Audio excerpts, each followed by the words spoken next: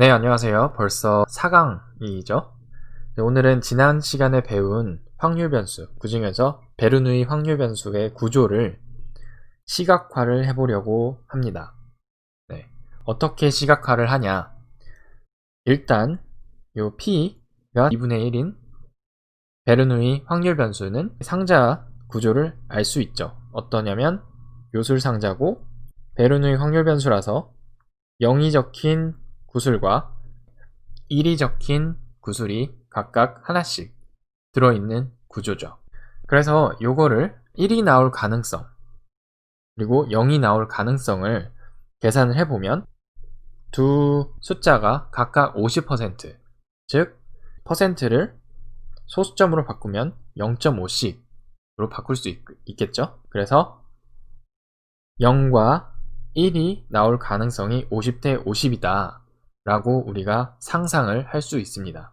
이제는 베르누이 상자 P가 2분의 1이 써져 있는 이 베르누이 상자를 보시면 자동으로 이러한 구조가 딱 머릿속에 떠올려져야만 하십니다. 네. 그죠? 그래서 요거를 상자 안에 지금 0과 1의 숫자가 들어있고, 즉 0과 1의 숫자가 나올 수 있는 구조고, 그 각각이 나올 수 있는 그 가능성이 50%씩 동일하다. 소수점으로는 0.5, 0.5만큼이다. 이거를 이제 시각화를 하려고 합니다. 어떻게 할 수 있을까요? 일단 이러한 X축, Y축, 즉 2차원 평면상의 시각화를 해보려고 합니다. 그리고 우리가 가지고 있는 재료들을 보면 0이 하나 있고 1이라는 구술이 하나 있고 그에 각각 대응하는 이 가능성을 나타내는 0.5, 0.5라는 숫자가 있죠. 그래서 저는 이걸 가지고 다음과 같이 표현을 해보았습니다. 어떻게 했냐면 0이라는 이 구슬을 여기 0의 위치에다가 표시를 했고 그 다음에 여기에다가 0을 써놓은 게 아니라 위에다가 0을 써놨습니다. 그리고 이 높이를 보니까 하필이면 0.5가 돼 있네요. 즉 이 높이를 그 숫자가 나올 수 있는 가능성과 연결 지어놨고 0이라는 숫자, 그 나올 수 있는 숫자를 X축의 값에다 위치를 시킴으로써 우리가 가지고 있는 이 재료 두 개를 X축, Y축으로 이루어진 2차원 평면상에 잘 매칭을 시켜놓게 된 결과죠. 그래서 첫 번째 0과 0.5를 잘 시각화를 시켰다고 할 수가 있습니다. 그리고 나머지 나올 수 있는 숫자 1이라는 구술과 그 구술이 나올 수 있는 가능성 0.5는 이렇게 1이 그려져 있는 부분에 위치를 시키고 똑같이 높이를 0.5로 설정해 줌으로써 이 두 가지가 이렇게 시각화가 잘 매치가 되게 되는 거죠. 네, 그래서 지금 베르누이 확률 변수 모수 P가 2분의 1인 이 베르누이 확률 변수를 2차원 평면상에 시각화를 시켜보면 0과 1 구술이 X축 0과 1에 0.5 높이만큼 떠 있는 것으로 시각화를 할 수 있다는 것입니다.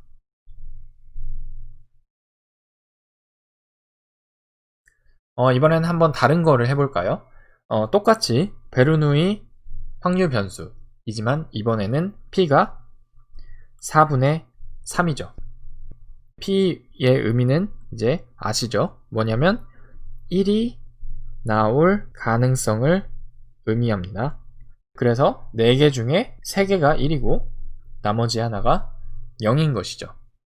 즉 확률 변수의 구조를 시각화를 위한 재료들로 바꿔보면 0이라는 숫자가 써있는 구술 하나는 0.25라는 것과 대응이 되고 1이라고 써져 있는 이 구술은 그것이 나올 가능성 0.75, 즉 4분의 3이죠. 이러한 그 재료들로 매칭이 된다는 걸 알 수 있습니다.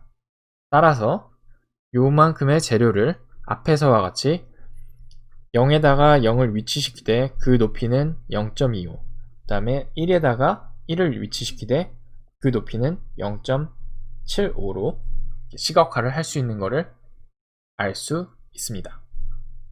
자, 이번에는 우리가 시각화를 끝냈으니 요것이 어떻게 통계적인 지식들과 연결이 되어 있는지를 알아보도록 하겠습니다.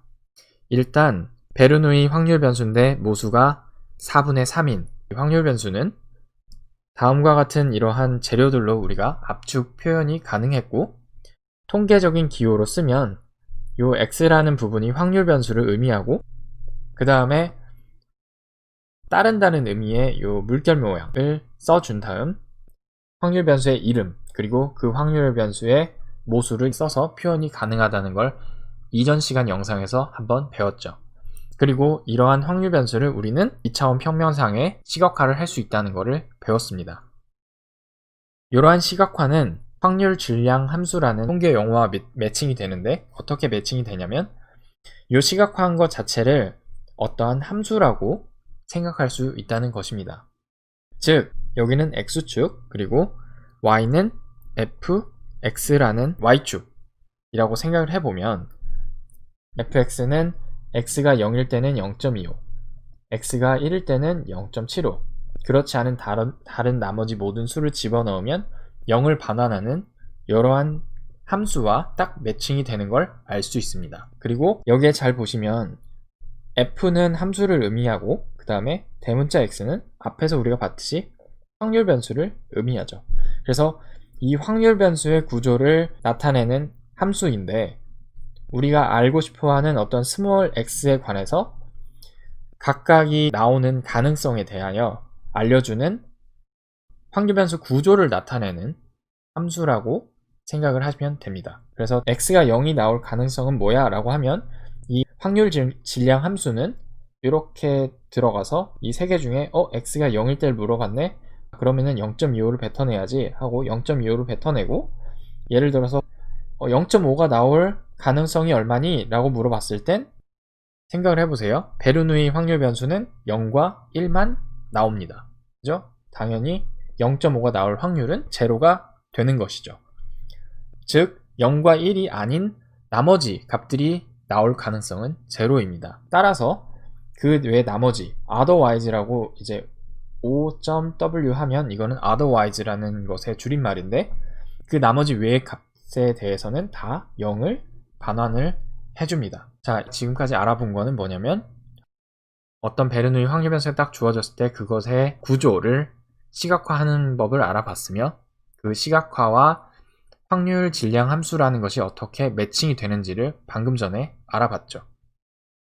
마지막으로 정리를 한번 해보도록 하겠습니다. 일단 베르누이 모수 P가 의미하는 건 뭐였냐면 1이 나올 가능성을 나타냈었고, 이것이 1이 나올 가능성을 나타내므로 모수 P가 가져야만 하는 특징이 있죠. 무엇이냐면 P는 항상 0 이상 1 이하의 값을 갖습니다. 그리고 또 하나, 1이 나올 가능성을 P라고 하면 1이 나오지 않을 가능성, 즉 0이 나올 가능성이겠죠. 왜냐하면 베르누이 확률 변수는 0과 1만 나올 수 있으니까. 그럼 요것을 P라고 하면 0이 나올 가능성은 1 마이너스 P가 되겠죠. 즉 0과 1이 나올 가능성을 합하면, 즉 1 마이너스 P 더하기 P를 하면 뭐가 돼요? 1, 즉 100%라는 겁니다. 여러분, 구독, 좋아요는 제작자를 춤추게 합니다. 저의 영상이 마음에 드셨거나 기초통계 시리즈 영상을 필요로 하신다면 구독, 좋아요를 꼭 눌러주세요. 감사합니다.